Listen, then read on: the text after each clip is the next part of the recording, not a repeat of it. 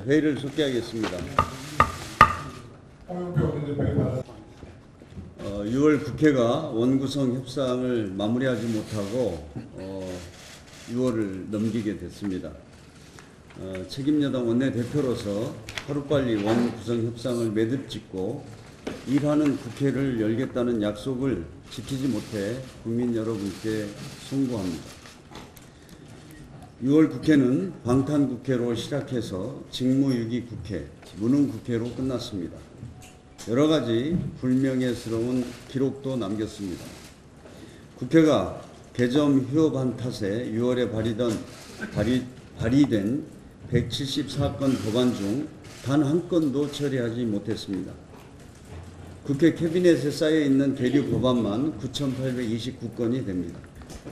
또한 6월 국회는 지난 5월 29일 이후 한 달 동안 국회의장을 비롯한 지도부가 없는 입법부 공백 상태를 초래했습니다.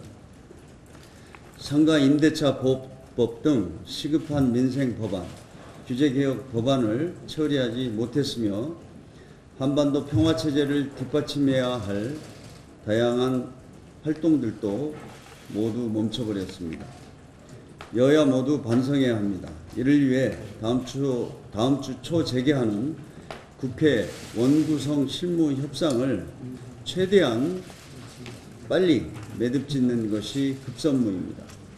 그래서 7월 첫째 주라도 국회의 문을 열고 민생을 챙기는 국회의 모습을 국민께 보여드려야 합니다. 민주당은 앞으로도 대화와 타협의 자세로 야당과 협상에 임하겠습니다. 야당도 원구성 협상을 당의 이익이나 정쟁을 위한 수단으로 삼지 말고 국회 정상화를 위해서 초당적으로 협력해 주실 것을 다시 한번 부탁드립니다. 7월 1일부터 300인 이상 사업장을 시작으로 근로시간 단축이 본격적으로 시행됩니다.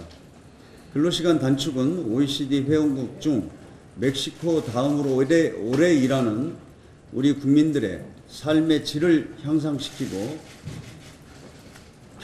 경쟁력을 높이기 위한 것입니다. 장시간 노동으로 생산성이 저하되고 결과적으로 산업 경쟁력을 떨어뜨리는 현실을 개선하고 일과 삶의 균형을 맞추기 위해서 반드시 필요한 것입니다. 지난 2월 여야가 한마음 한뜻으로 근로기준법 개정안을 통과시킨 것도 이 같은 필요성에 동의했기 때문입니다. 처음 시행되는 근로시간 단축이 약간 혼란스러울 수 있습니다.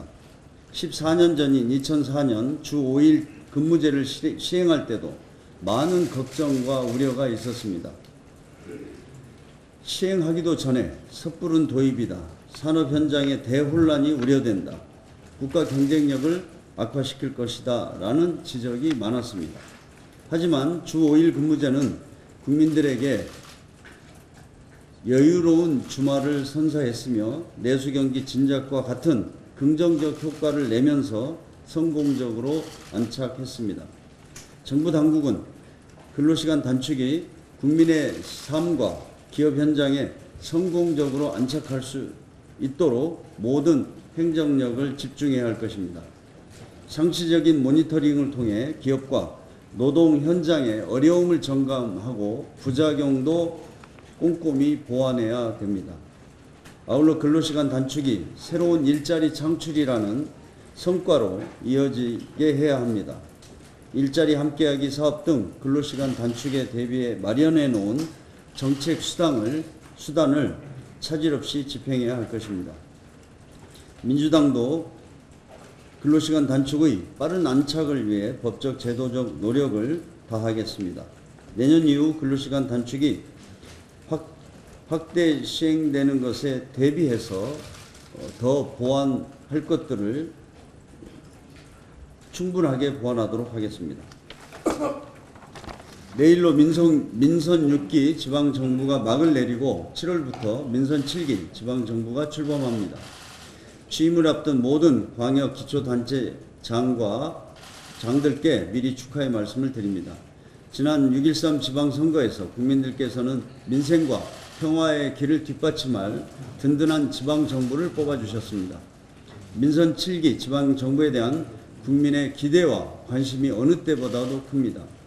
이제 국민의 나라, 정의로운 대한민국을 만들어 달라는 국민의 요구에 화답해야 할 때입니다. 앞으로 어떻게 4년 지방정부를 이끌고 나가느냐에 따라 지역 주민들의 삶이 달라진다는 것을 잊지 말아 주시기 바랍니다.